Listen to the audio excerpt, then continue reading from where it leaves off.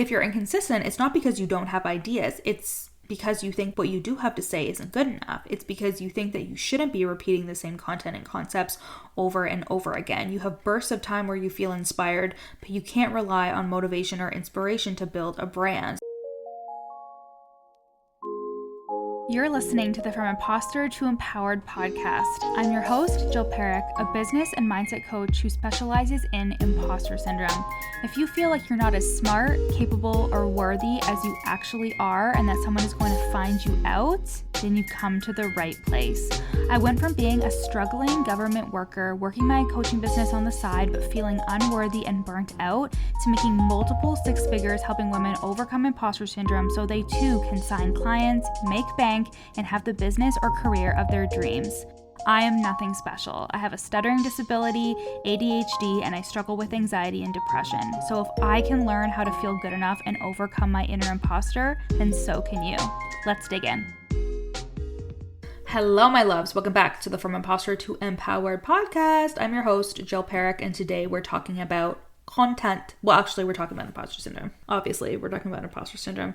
And we're talking about that feeling of not feeling good enough and how you think it's actually a content problem when really it's a not good enough problem. It's a you not feeling good enough problem.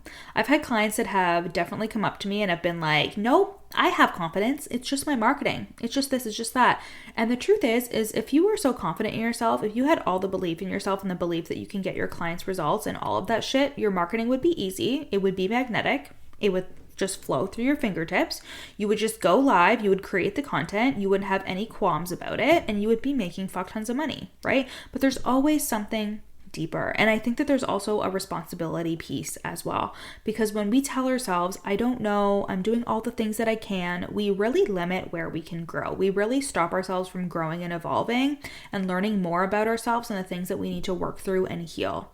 I will never work with somebody who is just like, I'm actually perfect, but I have this problem that needs fixing and you need to help me with it. Because if you're not interested in the personal development work, if you're not interested in growing as a person alongside the business, what the fuck are you doing here?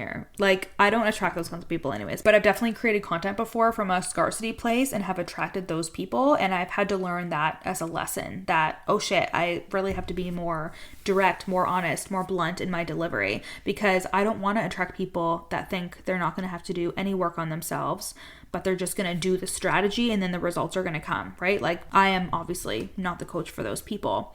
So you kind of avoid responsibility and taking responsibility for yourself when you think to yourself, you know what, I have confidence. I don't have a good enough wound. But you wouldn't be here if that was the case, right? Like, you wouldn't fucking be here. So first, let's all acknowledge together that maybe it's not your content that is the problem. Maybe it is a good enough problem. And I'm going to talk you through a couple of ways that you will know that it is more so about the feeling of being good enough, and it's more so a mindset problem that you can easily overcome than it is actually a content problem, because content is just words on a screen. And of course, we have questions like, what kind of content should I create? Should I do a carousel? Should I do a reel? Blah, blah, blah. But at the end of the day, it's just still your words on a screen. It's still your energy. It's still your thoughts, and it's still your leadership. So let's dive into a couple of ways that you will know that, okay, this is actually more of a mindset problem than it is a content problem. This is actually a good enough problem than it is a content problem that needs to be solved, because this is going to help you so much, especially if you're looking at content of other people who are saying your content is what's not converting clients, right? Like,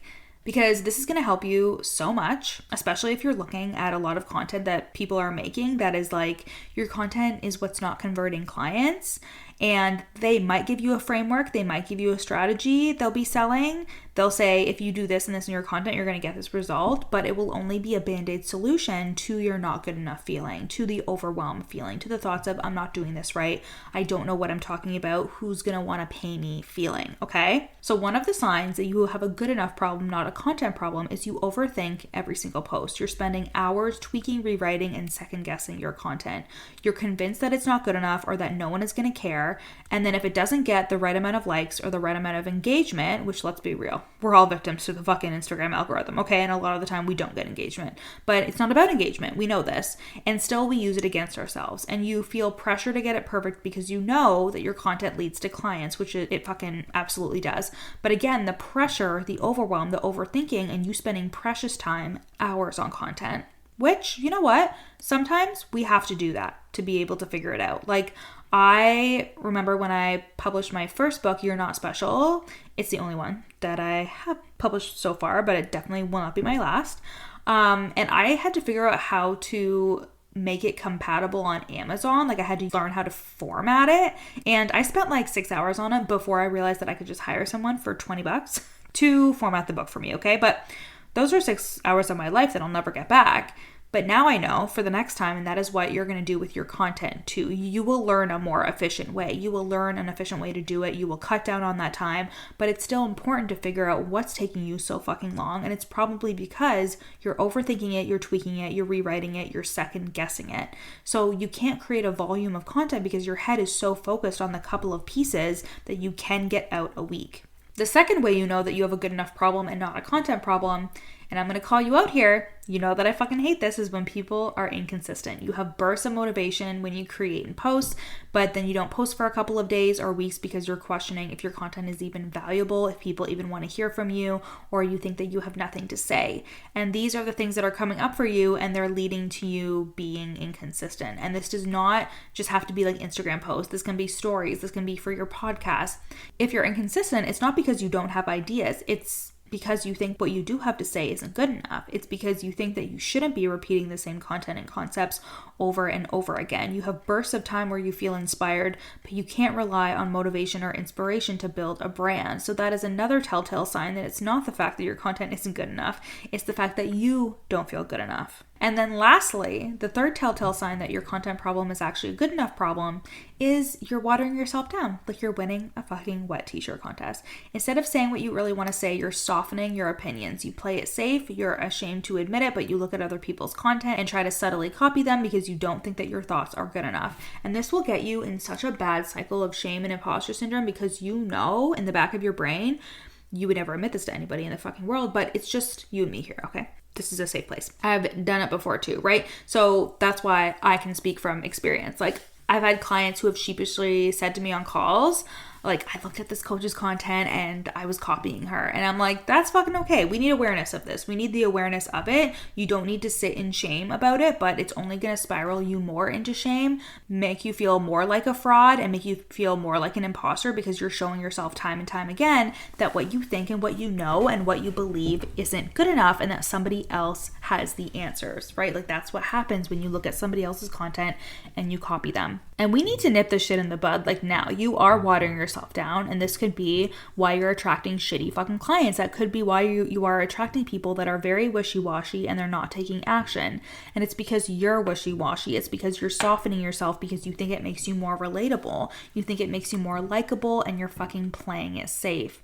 You don't need another content plan. And if you thought that you did, if you thought that it was just another strategy thing, you would be doing it, right? But the strategy doesn't replace the confidence. The strategy doesn't replace the things that need to be on your heart and on your soul and in your energetic frequency to be infused into your content. The framework or the how-to is important, but everything else is the mindset. Everything else is the how you are doing things, how you are showing up, how you are presenting your content. You don't need a better content plan. You just need to believe in the things that you're saying and to be embodied in them. We talked about this month, to be embodied in the things that you're saying and to say them with your whole fucking chest. And that's why when you look at somebody else's content and you regurgitate it, you're so hung up on the validation because you know this isn't really coming from me. I just hope it works. This is coming from somebody else. I just hope it works. And that is such leaky energy. And this is why people like fucking Mel Robbins, and guys, I don't know this lady. I'm sure she's lovely.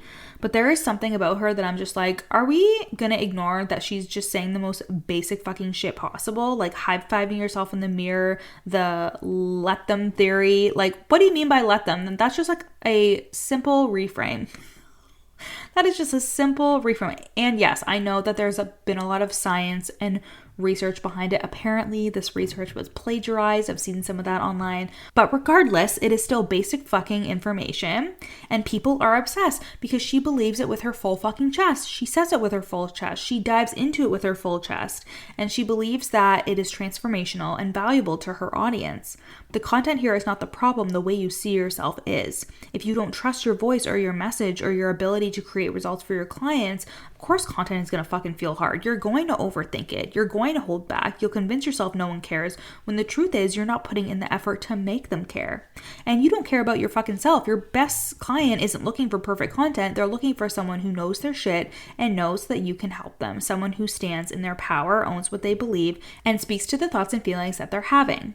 So instead of asking yourself, what if no one likes this? Ask yourself instead, what if this post changes everything for someone?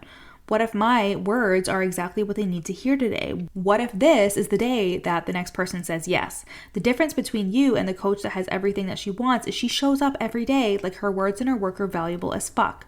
So stop silently blaming your audience or the algorithm for why you don't feel seen or heard when you're doing it to yourself every single time that you create content. Your social media is a library, not a one-stop shop. Feeling the pressure of doing it perfectly and feeling like you need to say the right thing and do the right thing, this is a mindset thing, as I've been saying, and you need to work on your conviction. You need to work on your certainty. You need to look at the reasons as to why you don't feel confident in yourself.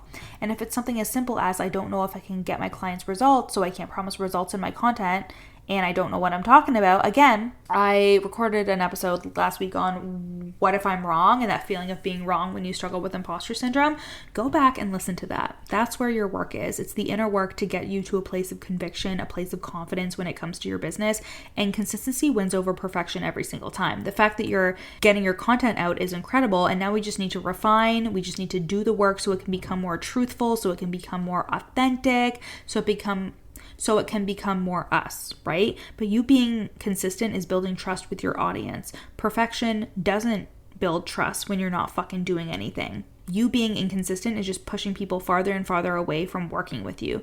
When every time you show up, every time you say the thing, every time you stand in your truth, people are getting closer and closer to working with you. And when it comes to watering yourself down and people pleasing, listen, if your clients don't like your content, they're not going to like you. And I'm not saying that you need to have somebody like you for you to affect massive change in their life. But if you want to fucking vibe with the clients that you're working with, you don't want to appeal to everybody, right? Standing in your truth helps you do that. Being honest about the work that you do helps you do that.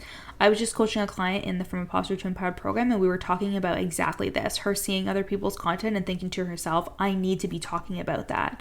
I need to be talking about content. I need to be talking about messaging. I need to be talking about those things so people care, so people will want to work with me because they want those kinds of results. And she helps entrepreneurs, so her default thought, because of her own stuff around worthiness that we're coaching on, is that people aren't going to want to work with her if she's not direct selling sales, right? Like sign clients, make money, that kind of stuff. But the thing is, people aren't only looking exactly for that, or else every business coach online would be a fucking millionaire, cajillionaire, right?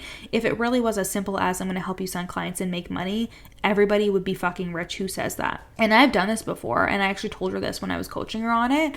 I said, I have fallen into that trap, and it led to an income dip. It led to an income dip when I started to sell only make clients and sign clients. It just went straight strategy. I did end up having an income dip because it just wasn't authentic for me to sell only that, and I felt like a fraud, even though I had signed clients, even though I had made lots of money. But I moved away from the very messaging that made me the money in the first place, which is the mindset, which is the nervous system regulation, which is the things that people are thinking and feeling. Because whenever I signed somebody who just solely wanted to work with me to make money, they never got results, and they were a nightmare to fucking work with because they didn't want to do the work. And I realized, oh my God, I was just appealing to those people, and now I signed them, and now I'm responsible for them. And it was this whole big thing. But it doesn't have to be for you. You just have to stand in your power, stand in your truth, stand in your conviction, and say what you want to say, be who you fucking are, and know that it is good enough. And that is when you can apply the framework. That is when you can use the content hooks. That is when you can do all of the things for your content and make it look pretty, do all that stuff, but nothing will replace your confidence. Nothing will replace you not feeling good enough. You have to do that work behind the scenes. Because no, you don't want to sign clients from somebody else's energy because you think I need to replicate them to make money. And you're going to continue to feel like a fraud even after you sign them. Again, I speak from experience, and I've coached so many people who have been on this shit before, and we need to stop it. We need to stop, and we need to start selling from a convicted and grounded place, from a place of I know what I'm fucking talking about and being fully embodied in that. And then of course we can use all the content things that will help us make the best content ever. Like inside of the From Imposter to Empowered program, we do monthly client parties where I give them 15 hooks that they can use inside of their content, right? But that's because we're working on their confidence. We're doing the mindset work. We're doing the subconscious work so they can show up fully in their truth. Nothing will replace your confidence. Nothing will replace how you feel about yourself as you're writing a post. That is where the work is, and that is the fucking work we do inside of the From Imposter to Empowered program. And this is my premium group container where you're going to overcome the imposter syndrome that's getting in your fucking way. You know the mindset blocks, you know the imposter syndrome, you know that feeling of not being good enough is starting to get in your way of all the things that you want, like more money, like signing clients, like 5K to 10K months, like creating content that is fully fucking embodied, like showing up as your full true self online and not feeling like you need to hide or play small. Your most expressed self deserves to come through, and that is what's going to help you build a big fucking brand and a big fucking business. And that is what's going to get you hundreds of thousands of dollars, is being fully and completely you and your business, sharing your magic and the transformation that you can help your clients get. And that starts with your self-worth. That starts with your belief in yourself. That's what we do inside of the From Imposter to Empowered program. There is no conversation that we don't have inside of this offer. We talk about it all, and most importantly, we talk about the shame. We talk about the imposter syndrome. We talk about the important things that will help you create massive inner and outer change. And I know you're sitting on your fucking hands. I know that you are, and you're just waiting for the right moment, but there will never be one. The time is now. So head to the link in my show notes, check out the sales page there. You can join directly there for 3, 6, or 12 months.